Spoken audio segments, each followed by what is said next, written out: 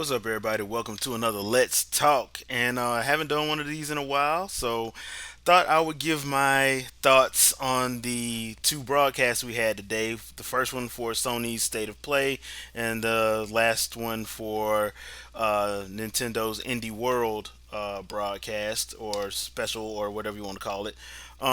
State of Play, we're going to start off with Sony first. So I got to give Sony props. They actually had what sounds like a real person doing the broadcast this time instead of that actual robotic type voice. I'm glad they did that.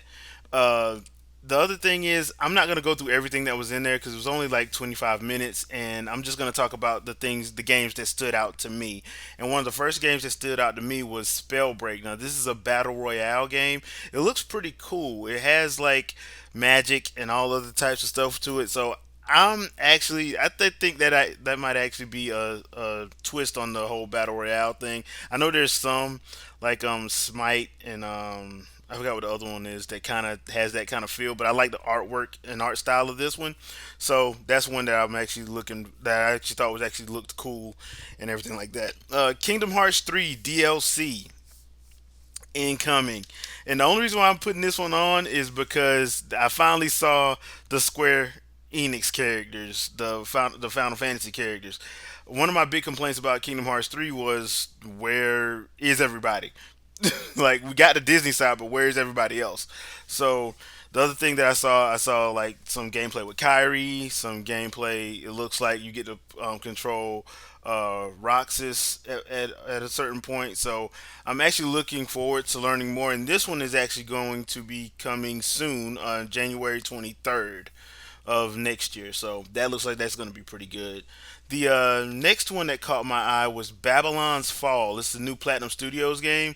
It kind of reminds me of Near Automata in the way that they had the gameplay that we saw in the actual presentation. So I'm actually it actually looks like a Platinum Studios action game. Looks like it's probably gonna be decent to good. Had some nice combos in there. No, I know absolutely nothing about this game, but it was actually cool to see. I'm guessing we're not gonna see anything like that at the Game Awards this Thursday, so that's probably why they dropped it on in there. That one is to be announced. They don't have a release date for that one. If anything, I would guess it would probably be late next year at the earliest, depending. The next one, now this one threw me off, and that was the Project Resistance campaign mode. Because when the trailer actually starts, you actually think that it's showing that multiplayer thing that they had at E3. Well, it turns into RE3 remake, Resident Evil 3 remake. You see Jill Valentine, and they actually put a release date to it of April 3rd of next year. And I'm like, okay, that's all right, Capcom. You that RE2 remake was actually dope. So this is probably gonna look just as good. The first character models I saw in this one looked like they're fairly early, not polished at all. I'm expecting it to look way better at when it actually comes down to release. So there's that.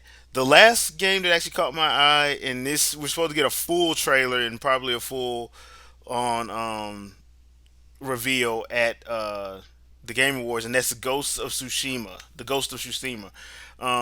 The way they showed it is basically like one samurai. He sees some other look like bandits, and they rush him, and that's the end of that. And that actually ends the Sony State of Play. So overall, my thoughts on it, it wasn't bad. I mean, it had some good info. Had a few games that I'm actually interested in, something I didn't even know about. I'm not real big on the VR side of things, and they did have a few VR games in this presentation, as well as the Dreams game. That's kind of like I guess it's kind of like a maker builder, kind of like a Little Big Planet was, I guess. So that and they actually put a release date to that one as well. That's February 14th. Once again, those are games that I'm like, um, yeah, it didn't do anything for me. I'll put it like that. But I thought overall, I thought it was a pretty good presentation, to say the least, and everything like that. So, going on over into the Indie World one, and this is the Nintendo one. the thing about this one is we basically got like a bunch of and this is strictly indie. So if you're expecting like Smash stuff and other stuff like that, you're not gonna get that. For some reason, every time they do an indie world presentation, people always expect a big triple A game. I don't understand that, but that's just me. So, first thing that caught my eye was Streets of Rage for the Adam Hunter reveal and the 2020 first part of 2020 release. Supposedly, they didn't give us a hard release date, but they did give us a window. That's better than nothing. Super Mash. Now, Super Mash, it's an interesting game because to me, I feel like the whole Super Mash thing it's basically a genre mashup. So you could have platformer, JRPG, and have those two genres mashed up together and play a game based off of it. And that's why I'm like, this might actually look real interesting. I'm interested to see more in this one because when you look at it, and they had somebody talking about it before the game. I can't remember the guy's name. I watched this when I was at lunch at work today, so forgive me for not remembering his name. But they showed like the multiple different mashups you can make, well, some of them, and I'm like, I'm actually thinking about picking that up in May. That one has a May 2020 release date because it looks like it's going to be something interesting and fun to do. So I'm like, hey, why not, right? Why not? So the next one that I found that actually caught my surprise, Dauntless. Now this is that open world kind of Monster Hunter type game. They actually have an exclusive armor set that is dropping with the game, and it released today.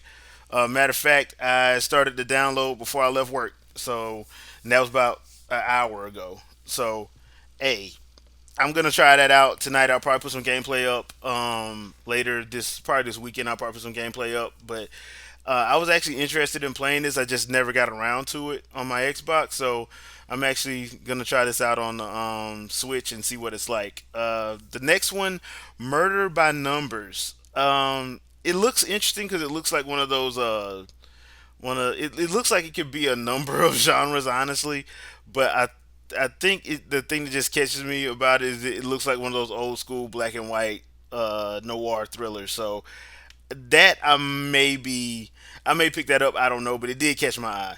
Odd World, Stranger's Wrath. I don't want to say definitive edition, but that's pretty much what it is.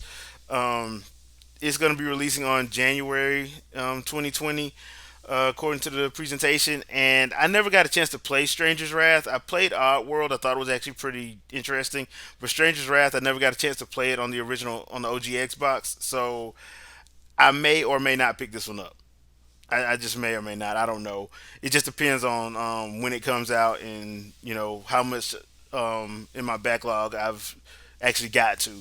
The last thing that I liked on this presentation was the Axiom Verge 2 sneak peek, and it's going to be hitting fall 2020. At least that's what they gave us during the presentation. Um, Overall, I didn't hate it, didn't love it. I thought it was okay.